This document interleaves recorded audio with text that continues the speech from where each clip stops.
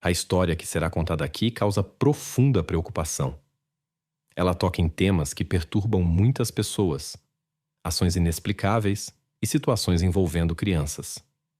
Este caso pode ser considerado um dos mais perturbadores nas crônicas criminais mundiais. Louise Cooke Moyer nasceu em circunstâncias difíceis em Estonaria, África do Sul. Sua vida esteve ligada a pessoas complicadas desde o início. Em 1984, quando ela tinha 10 anos, perdeu seu pai. Louise tinha um relacionamento caloroso com ele. Apesar de sua ocupação, ele sempre encontrava tempo para sua filha.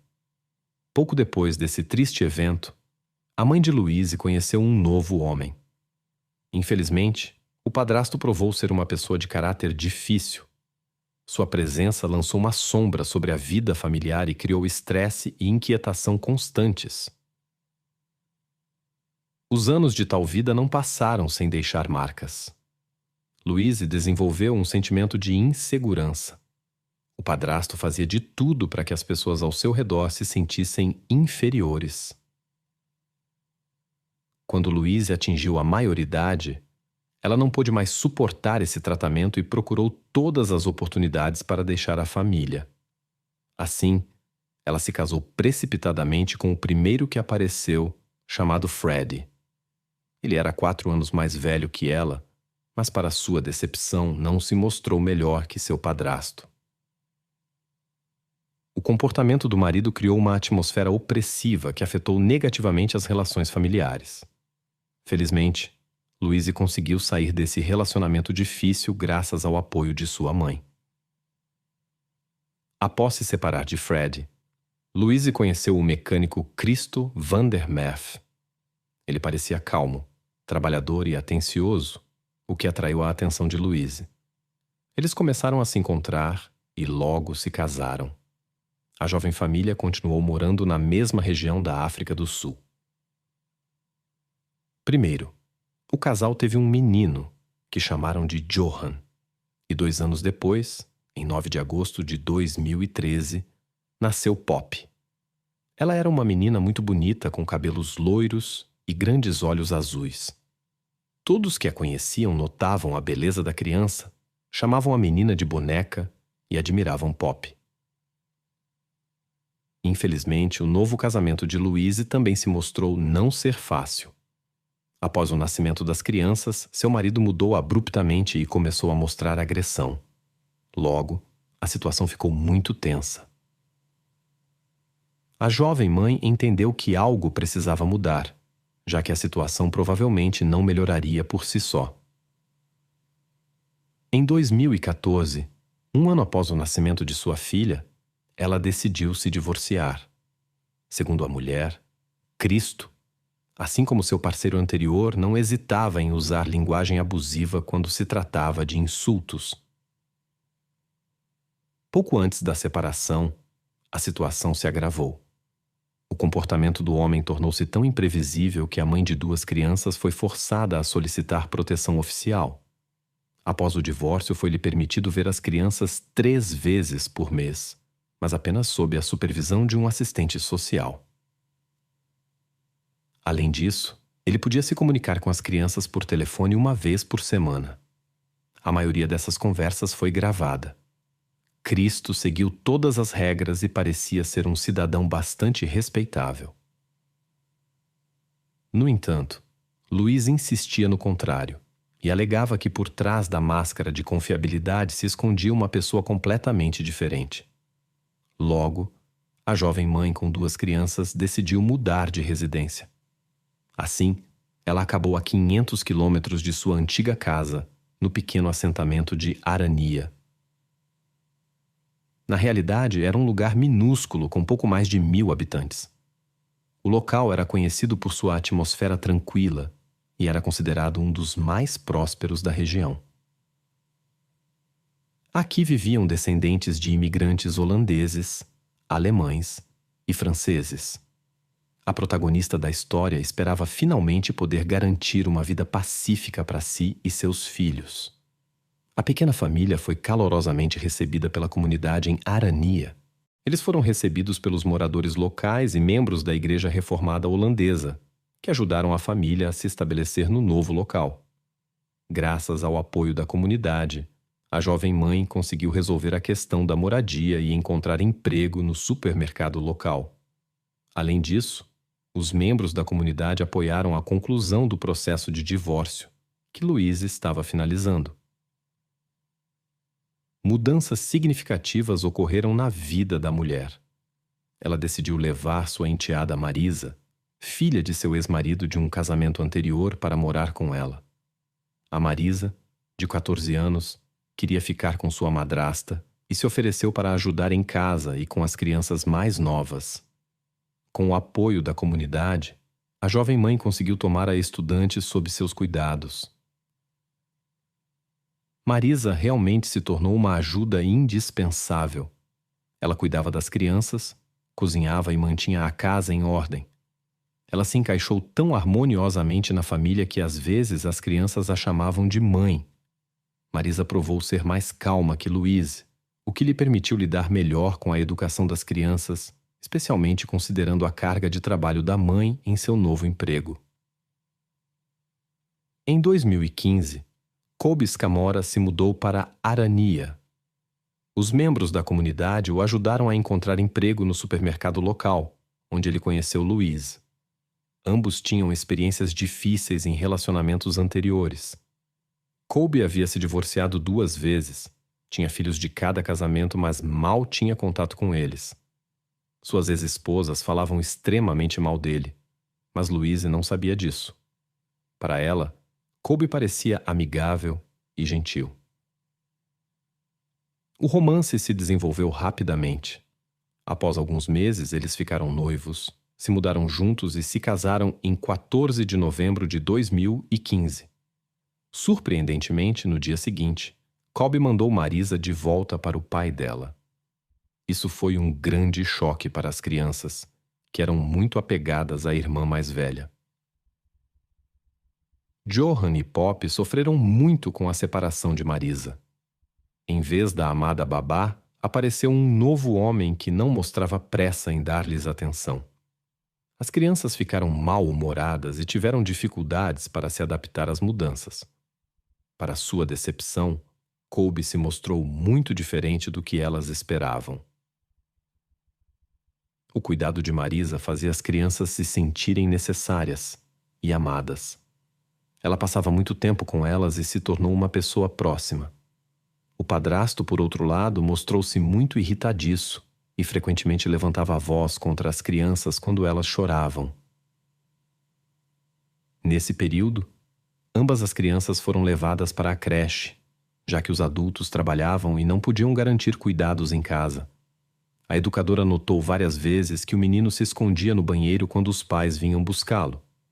As crianças não queriam voltar para casa, o que causava preocupação nos que estavam ao redor. O pessoal da instituição pré-escolar descreveu Colby como uma pessoa extremamente antipática e irritável, que demonstrava frieza em relação às crianças. Uma das funcionárias notou várias vezes um comportamento estranho da criança quando os pais chegavam. Parecia que o menino estava sob a influência de alguma substância. Suas reações eram lentas, o que levantou suspeitas sobre o uso de sedativos. Johan se destacava por sua hiperatividade excessiva, e surgiu a suspeita de que os pais estavam tentando controlar seu comportamento de alguma forma. No entanto, isso permaneceu apenas uma suspeita, sem confirmação. Quando a educadora abordou os pais sobre isso, eles apenas riram em resposta. Depois disso, tais estados não foram mais observados na criança. No entanto, mais tarde surgiram novos sinais preocupantes, aos quais inicialmente não se deu importância. Os pedagogos notaram que o menino frequentemente não estava vestido de acordo com a estação. Particularmente estranhos pareciam os casacos e roupas de mangas compridas, com os quais a criança era trazida ao jardim de infância mesmo no calor. Mais tarde, descobriu-se que isso era feito deliberadamente para esconder marcas de lesões no menino. Nas tentativas de despir Johan, ele ficava agressivo e impedia as ações dos educadores. Assim, ele passava o dia todo com as roupas de cima. O menino explicava que os pais ficariam muito zangados se ele tirasse as roupas quentes. Obviamente, os pais o intimidavam para esconder o que acontecia em casa dos funcionários do jardim de infância. Depois que Louise e Cobes foram questionados sobre a situação familiar, eles pararam de trazer Johann para o jardim de infância. Enquanto isso, Pop continuava frequentando regularmente. Mais tarde, na opinião dos representantes da lei, os pais decidiram não mandar mais a menina mais nova para o jardim de infância. Presumivelmente, isso aconteceu porque foram feitas perguntas a ela, para as quais ela não pôde dar explicações claras sobre o que acontecia em casa. No jardim de infância, foram notados sinais preocupantes. Pop, apesar das dificuldades de fala, tentava contar aos educadores sobre os acontecimentos em casa. Ela mostrava marcas estranhas em si mesma, mas os adultos não conseguiam entender suas palavras. Com o tempo, os funcionários da instituição notaram hematomas incomuns em Pop. Eles apareciam em lugares atípicos, por exemplo, nos lóbulos das orelhas. Novas marcas surgiam mais rápido do que as antigas cicatrizavam. Quando os educadores abordavam Louise e Cobes sobre isso, eles inventavam novas explicações cada vez. Os pais alegavam que ambas as crianças, Johann e Pop, eram muito ativas. Supostamente, Pop ganhava todas essas marcas ao brincar ou por descuido. Era difícil provar o contrário, e os educadores tinham que acreditar nessas histórias. Louise também falava sobre um suposto comportamento agressivo do irmão mais velho em relação à sua irmã. Com isso, ela explicava por que Johann não vinha mais ao jardim de infância. Segundo ela, eles temiam que o menino pudesse machucar outras crianças e queriam esperar até que ele ficasse mais velho e seu comportamento melhorasse. Isso parecia estranho para os educadores. Anteriormente, eles não haviam notado nenhuma agressão por parte de Johann. Pelo contrário, o menino parecia intimidado e retraído. Um vizinho da família também começou a suspeitar. Ele frequentemente ouvia os pais gritando com as crianças e insultando-as por infrações menores. Embora o homem não pudesse testemunhar a agressão física, ele estava convencido de que as punições não se limitavam apenas a palavras. O vizinho relatou um incidente particularmente desagradável com Pop. Uma vez, ele ouviu o padrasto repreendendo Pop em voz alta, presumivelmente porque ela havia molhado a cama. Após alguns minutos de gritos, Pop começou a chorar alto, e claramente não era apenas um choro de mágoa. No dia seguinte, o vizinho viu Pop com uma tala de gesso na perna. O homem ficou chocado com a indiferença dos pais. Quando Pop foi trazida do hospital, a mãe e o padrasto nem mesmo a ajudaram a sair do carro. Pop foi transportada na caçamba de uma picape, como se fosse uma carga qualquer. Pop saiu com dificuldade por conta própria, carregando uma mochila que parecia pesada. Em vez de ajudar, o padrasto apenas apressava a criança. O vizinho frequentemente notava que Pop acordava à noite e começava a chorar amargamente. O homem suspeitava que ela fosse atormentada por pesadelos. Em vez de confortá-la, os pais se reagiam, apenas levantavam a voz e exigiam silêncio. Mesmo assim, tais episódios se repetiam quase todas as noites. Pop tentava chorar silenciosamente por cerca de meia hora para que não a ouvissem, mas através das paredes finas o vizinho podia perceber seus soluços. Finalmente, ela se acalmava sozinha e voltava a dormir. Após o incidente com a lesão na perna, mal Pop havia se recuperado, ocorreu um novo incidente perturbador. O vizinho ouviu outro conflito familiar, seguido por um baque surdo. Pop rompeu em lágrimas novamente e ficou muito agitada. No dia seguinte, o vizinho notou um grande hematoma em sua cabeça. Além disso, o braço direito de Pop parecia se mover com dificuldade. Pop o mantinha constantemente pressionado contra o peito. O homem não aguentou mais e foi falar com Cobes. Ele perguntou ao padrasto por que Pop chorava constantemente e mal se recuperava de contusões graves. Cobbs apenas sorriu e ficou irritado, sem dar explicações. Em vez disso, a mãe das crianças respondeu. Segundo Louise, as novas lesões foram causadas por uma queda da escada enquanto brincava. Ela alegou que Pop era muito descuidada e frequentemente se encontrava em tais situações. Era simplesmente uma coincidência. O vizinho, no entanto, não acreditou em suas palavras. Um episódio no inverno o indignou particularmente. Na época, Cobbs estava regando o jardim. Estava bastante frio e as crianças estavam sentadas na varanda naquele momento. De repente, o homem começou a gritar com elas e as acusou de algumas infrações. Isso pareceu estranho ao vizinho. Ele não havia notado que o irmão e a irmã estivessem se comportando mal. Eles estavam simplesmente sentados quietos. Parecia que o padrasto estava apenas procurando um pretexto para um acesso de raiva. Finalmente, o vizinho não aguentou mais e recorreu ao Serviço de Proteção à Criança. Os funcionários da organização deveriam realizar uma inspeção e preparar um relatório para as autoridades policiais. Obviamente, uma denúncia oficial deveria ter seguido. No entanto, nenhuma ação foi tomada. O Serviço de Proteção à Criança simplesmente ignorou os relatos dos incidentes e as declarações do vizinho.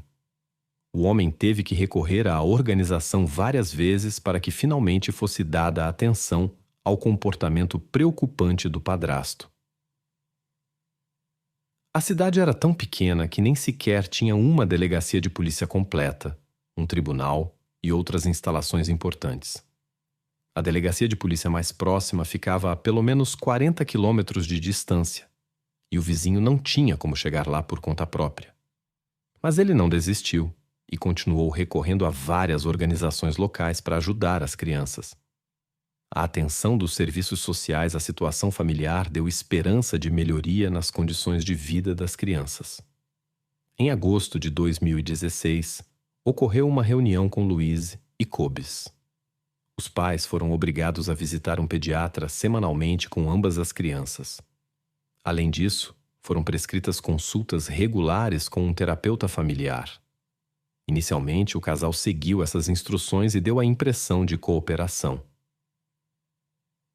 No primeiro mês, eles participaram de consultas 2 vezes e levaram as crianças para exames médicos com a mesma frequência. Parecia que a situação estava melhorando. No entanto, foi justamente neste período que o vizinho da família relatou os incidentes mais preocupantes na casa. Quando ele se dirigiu novamente ao serviço social com essas informações, foi assegurado de que a situação estava sob controle e que havia um trabalho contínuo com a família. Mas por alguma razão, essas medidas não trouxeram o resultado desejado, e o vizinho se viu em um beco sem saída, não sabendo como mais poderia ajudar. As declarações do homem foram confirmadas no próximo exame médico. Foram descobertas marcas de lesões em Pop. Quando perguntada sobre a origem dessas marcas, Pop não pôde dar uma resposta clara devido à sua tenra idade. Era apenas evidente que Pop sentia desconforto. De acordo com os regulamentos, o médico deveria ter documentado quaisquer sinais suspeitos, mas neste caso, o especialista se desviou das regras. Mais tarde, ele explicou a falta de um registro dizendo que Pop, de 3 anos, não pôde explicar a origem das lesões, e ele suspeitou que fossem contusões infantis comuns. O médico aceitou a explicação da mãe de que Pop simplesmente havia caído enquanto brincava. Como resultado, nenhuma medida adicional foi tomada.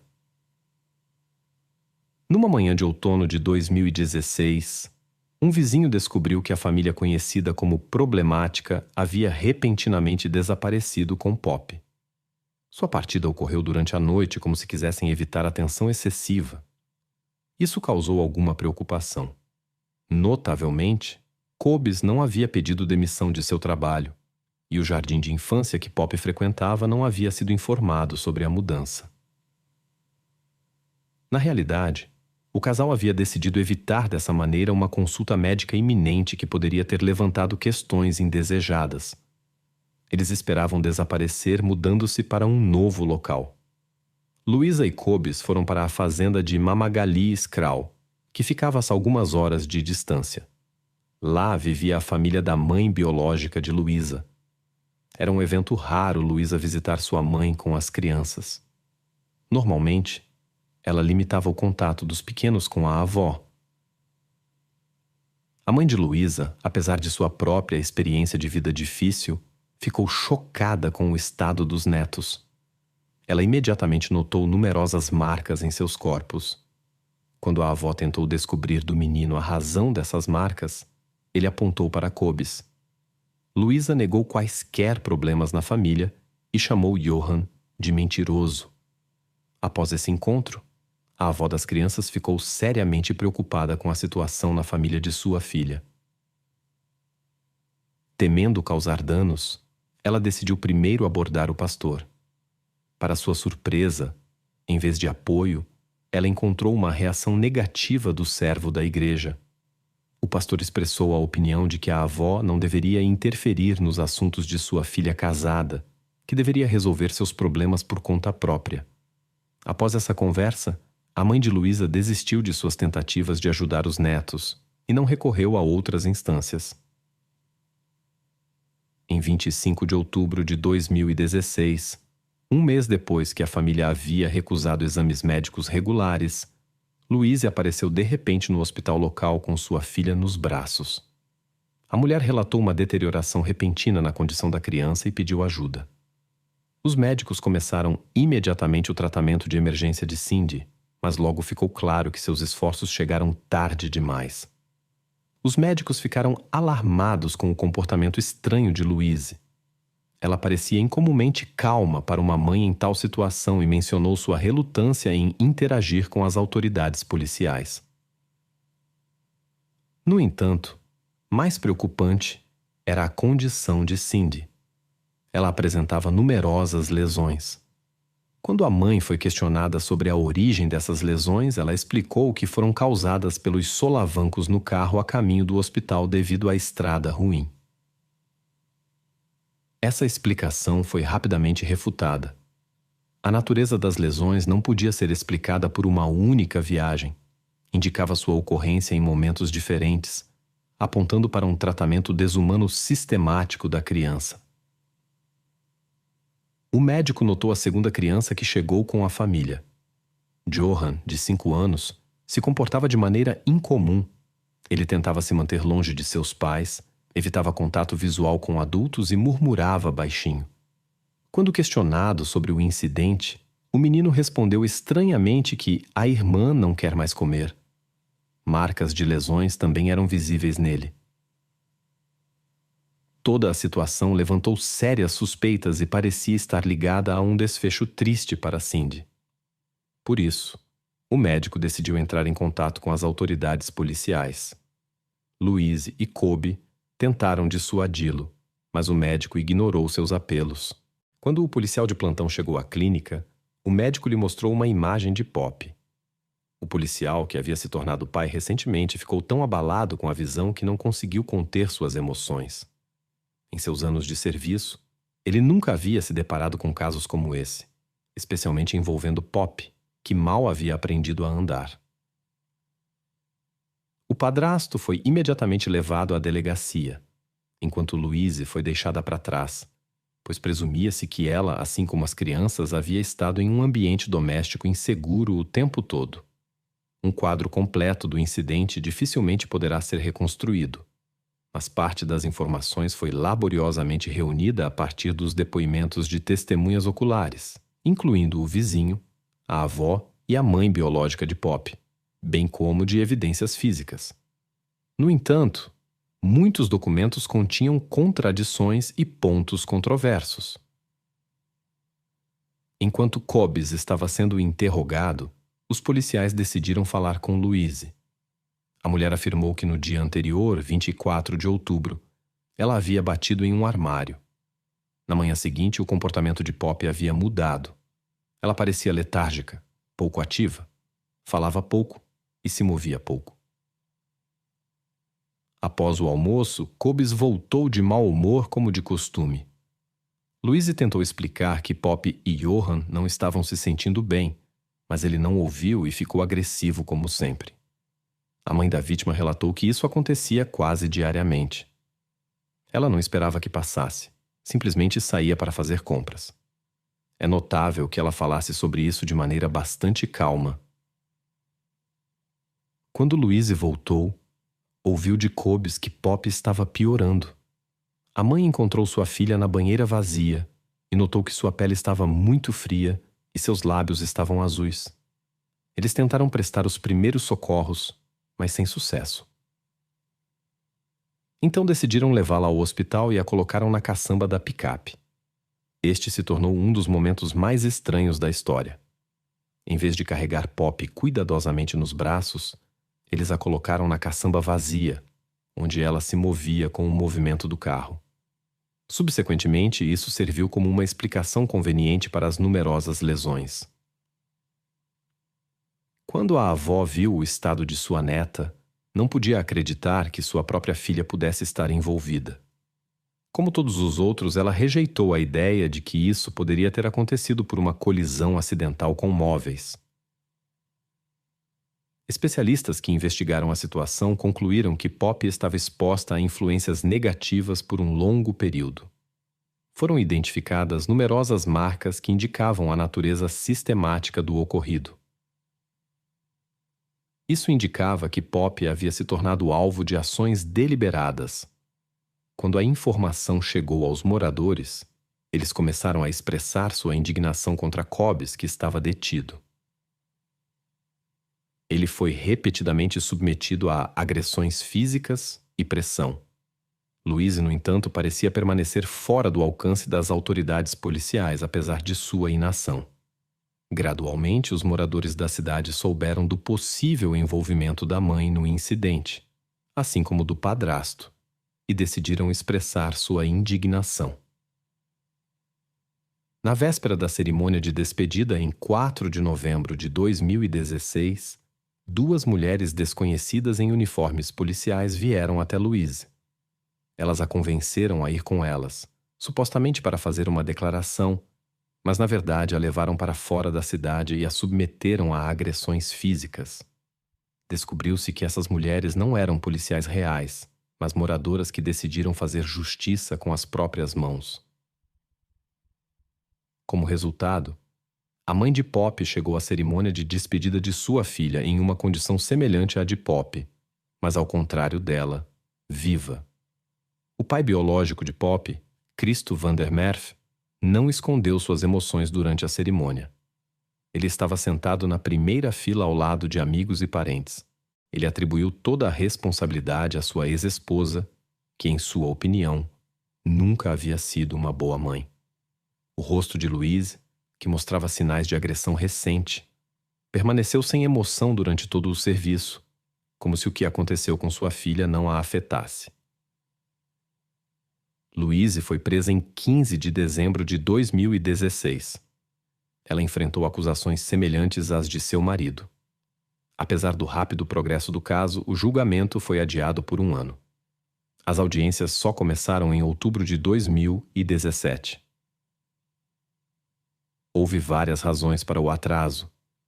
Primeiro, não se encontrou nenhum advogado disposto a representar os interesses dos acusados.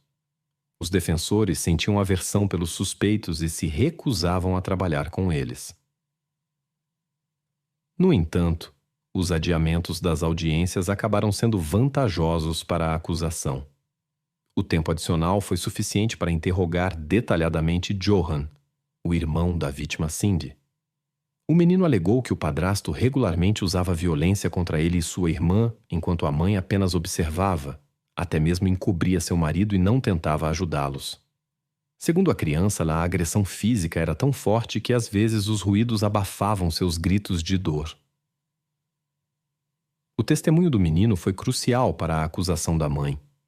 Até o fim, Louise tentou se justificar. Quando levou sua filha ao hospital, ela alegou ter tentado reanimá-la jogando água em seu rosto e realizando respiração boca a boca. Johann contou uma versão diferente. Sua irmã estava molhada porque, após o incidente, o padrasto havia mergulhado sua cabeça na água, tentando reanimá-la. Segundo Johan, a mãe simplesmente ficou parada na porta observando durante esse procedimento, sem intervir. No final, ambos foram considerados culpados e sentenciados à prisão perpétua sem possibilidade de liberdade condicional. Além disso, cada um recebeu mais 10 anos por prejudicar o bem-estar da criança mais velha, que, como por milagre, evitou consequências graves apesar dos maus tratos regulares. Até mesmo o juiz expressou sua indignação ao pronunciar a sentença. Ele ficou chocado não apenas com o comportamento dessas pessoas, mas também com sua absoluta indiferença ao ocorrido. Todos os presentes nas audiências concordaram que os acusados não se preocupavam com o destino de Cindy, mas apenas com a punição que receberiam. Durante o processo judicial, vieram à tona numerosos relatórios de um vizinho aos serviços sociais, nos quais ele pedia para verificar a família devido a suspeitas de abuso infantil. No entanto, ninguém respondeu adequadamente aos seus sinais. Mais tarde, os funcionários do serviço social que deveriam ter contatado as autoridades policiais se justificaram citando as distâncias e dificuldades burocráticas que os impediram de reagir à situação na família em tempo hábil. Eles não foram responsabilizados por sua negligência,